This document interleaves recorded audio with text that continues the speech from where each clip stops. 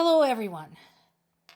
While Ukrainian people continue to die at the hands of his best friend, Donald Trump chose to spend his time insulting leaders of other countries, starting with Zelensky, accusing Zelensky of not having read the so-called peace plan.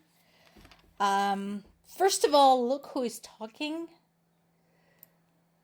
Considering what we know about Trump and his reading habits, or rather lack thereof, there is that. Second, yeah, he has. You know why? Zelensky has read this so-called plan many times before, because this is the same bullshit Russia has been pushing for a really long time now, for years.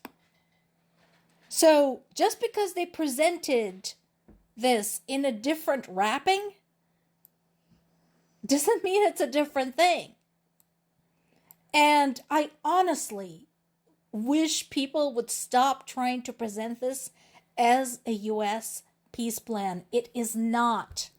It is an insult to the U.S. to keep calling it that, so please just stop. I mean, my fellow Americans, aren't you sick and tired of basically being associated with this document, considering what we know about it? Meanwhile, there was a much more, shall we say, grown-up conversation in Europe between Zelensky and the European allies. And again, I know they want to keep discussing the peace proposal, but the problem is we already know that Russia is not gonna budge.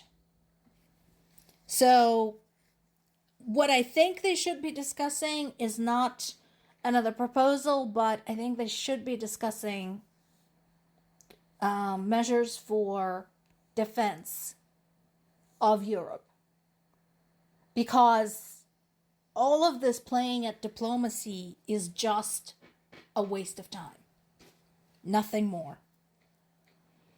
And as we said before, there is nowhere near any kind of agreement regarding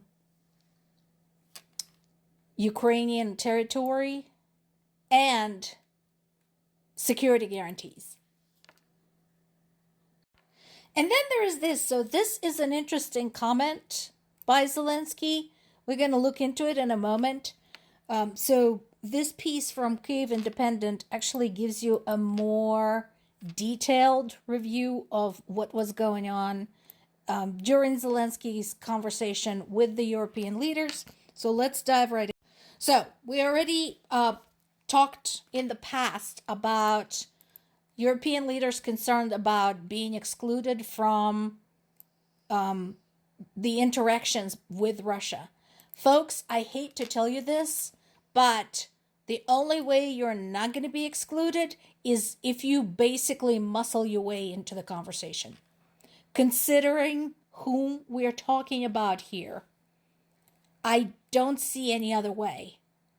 You are talking about Trump and Putin, some of the biggest bullies in the world. And the only thing they will understand is if you basically force your way into this discussion.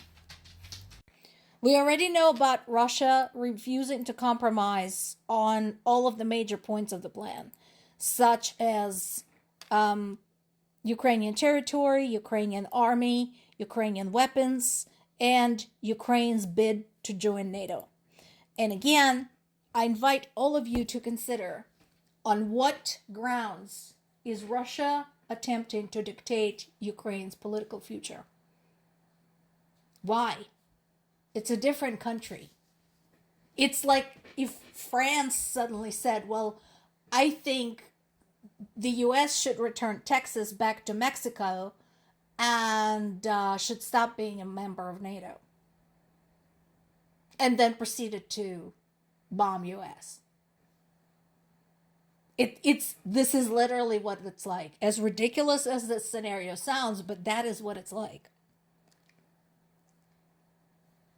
So I seriously doubt this is going to go anywhere. This is a waste of time.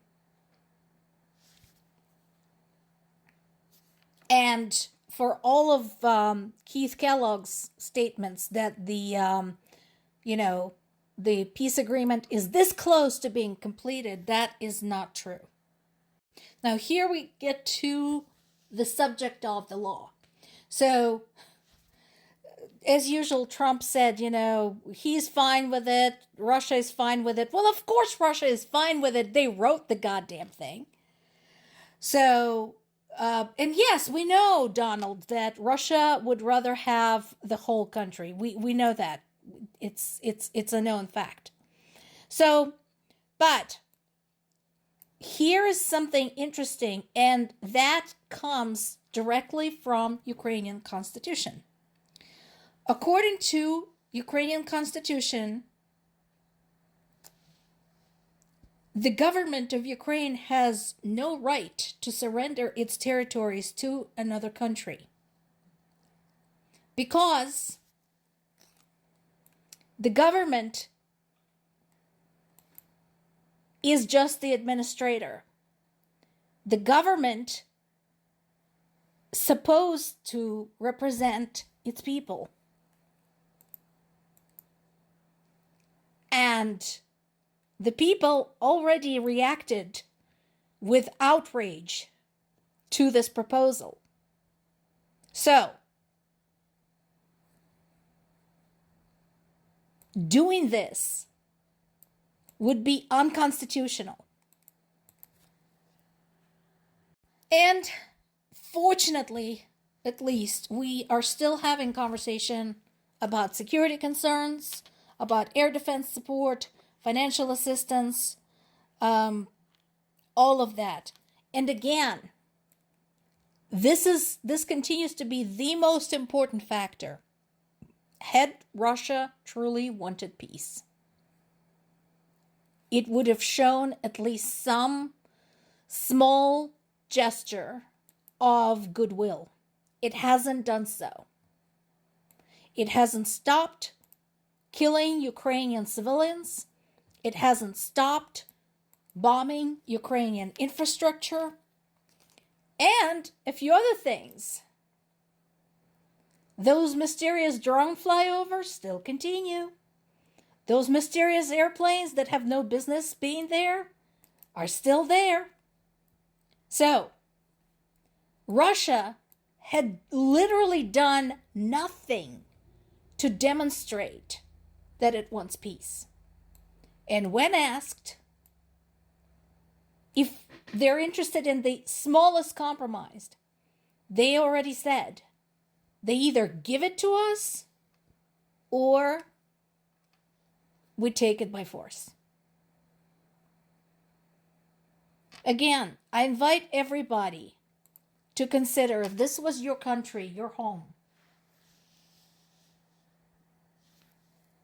if these were your children dying, would you agree? More to come.